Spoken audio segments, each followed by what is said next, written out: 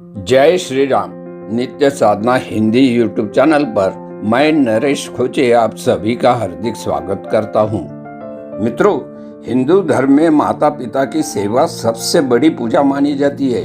माता पिता के जीवित रहते हुए और उनकी मृत्यु के बाद भी उन्हें याद किया जाता है। जन्मदाता को उनके पुत्र भुला न दे, इसके लिए ही हिंदू धर्म ग्रंथों में श्राद्ध करने की परंपरा है। यूं तो साल के किसी भी महीने में या जिस महीने में माता पिता की मृत्यु हुई है उस महीने में श्राद्ध किया जाता है, लेकिन पितृपक्ष में यदि श्राद्ध किया जाए तो उसकी मान्यता सबसे अधिक है। धर्म ग्रंथों में माता पिता के साथ साथ अन्य पूर्वजों का श्राद्ध करने की भी परंपरा है। सभी पूर्वजों का श्राद्ध एक साथ कर सके, इसके लिए जो समय निर्धारित है उसी को पितृपक्ष कहते हैं। भादो या भाद्रपद महीने की अमावस्या शुरू होते ही अगले 15 दिनों तक के समय को पितृपक्ष कहा जाता है।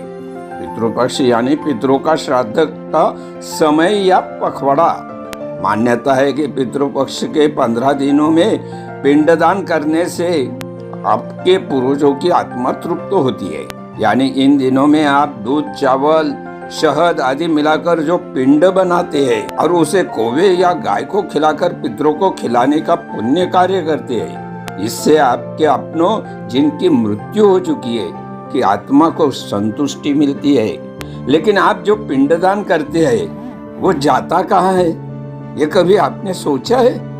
इस साल आगामी 18 सितंबर से पितृपक्ष शुरू हो रहा है। आइए जानते हैं कि श्राद्ध के दौरान किया जाने वाला पिंडदान आखिर हमारे पितरों तक पहुंचता कैसे है। मित्रों, यदि आप धार्मिक शास्त्रों और कर्म कांडों पर विश्वास करते हैं तो पितृपक्ष में आपको अपने पितरों को अवश्य याद करना चाहिए, क्योंकि यही एक अवसर है जब आप अपने पूर्वजों को याद कर अपने जन्मदाताओं को स्मरण करते हैं।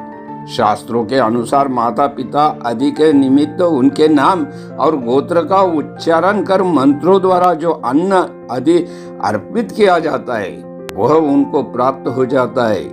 हिंदू धर्म में मान्यता है कि व्यक्ति की मृत्यु के बाद उसका शरीर तो पृथ्वी पर ही रह जाता है, लेकिन आत्मा मनुष्य योनि को छोड़कर किसी दूसरी योनि को प्राप्त होती है या उसे मोक्ष मिल जाता है। मृत्यु के बाद इन आत्माओं को दूसरी योनि या स्वर्ग में शांति मिलती रहे, इसीलिए पिंडदान किया जाता है। मित्रों, पितृपक्ष के बारे में कहा जाता है कि श्राद्ध का समय शुरू होते ही पितृ श्राद्ध स्थल पर आ जाते हैं। उस समय पितृ वायु रूप में उनके वंशजों द्वारा दिया गया भोजन ग्रहण करते हैं। कहा गया है कि सूर्य जब कन्या राशि में आते हैं तो यह पितरों में आने का काल है। इसी समय पितृ अपने पुत्र या पौत्रों के यहाँ आते हैं। यह काल पितृपक्ष कहा जाता है। ज्योतिष्य रहस्य के अनुसार इस समय अगर पितरों के लिए पिंडदान नहीं किया गया तो वे नाराज हो जाते हैं और अपने वंशजों को श्राप भी दे सकते हैं। खासकर पितृपक्ष की अमावस्या को पितर दरवाजे पर आकर बैठ जाते हैं। इस दिन अगर उनके वंशजों ने श्राद्ध नहीं किया तो वे पुत्र पौत्र को शाप देकर लौट जाते हैं। इसलिए हिंदू धर्म में मान्यता है कि इस दिन पत्र, पुष्प, फल और जल तर्पण से पितरों को संतुष्ट करना चाहिए। मित्रों, यूं तो पितृपक्ष के दिनों में पितरों के लिए पिंडदान करने का सबसे अच्छा माना गया है, लेकिन आप साल के दूसरे महीनों में भी निर्धारित तिथियों को पिंडदान कर सकते हैं। हिंदू कैलेंडर के अनुसार भाद्रपद के अलावा भी कई और महीने हैं जिनमें पितरों की संतुष्टि के लिए किया गया तर्पण पुण्यदायी और फलदायी होता है। विष्णु पुराण के अनुसार माघ मास की अमावस्या के दिन यदि शतभिषा नक्षत्र का योग हो तो यह संयोग पितरों की तृप्ति के लिए दुर्लभ लेकिन सबसे पवित्र और उत्तम होता है। इसी दिन अगर धनिष्ठा नक्षत्र का योग हो जाए और ऐसे समय अगर कोई वंशज अपने पितर के लिए तर्पण करे तो यह तर्पण पितरों को 10,000 वर्षों तक तृप्त करने वाला होता है।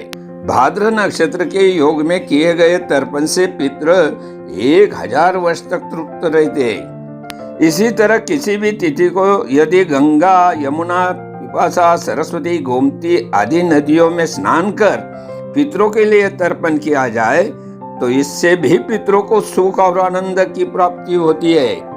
पितरों को सबसे अधिक तृप्ति तब होती है जब उन्हें लगे कि उनके लिए किया गया तर्पण लोभ मुक्त होकर किया गया है। अगर कोई वंशज पितरों से लाभ प्राप्ति का लोभ कर तर्पण करता है तो पितरों को प्रसन्नता नहीं होती है, बल्कि पितर चाहते हैं कि उनके वंशज धन से या लोभ से मुक्त होकर पिंडदान करें। तो मित्रों, ये थी पितृपक्ष में पितरों के लिए किया गया पिंडदान आखिर कहाँ जाता है, इस बारे में विशेष जानकारी। ऐसे ही ज्ञानवर्धक, उद्बोधक तथा आध्यात्मिक जानकारी के लिए आज ही हमारे नित्य साधना हिंदी यूट्यूब चैनल को सब्सक्राइब करें। आज की वीडियो की जानकारी अच्छी लगी तो इसे लाइक और शेयर भी करें। इस वीडियो में इतना ही, मिलते हैं अगली बार एक और नई जानकारी के साथ। तब तक के लिए जय श्री राम।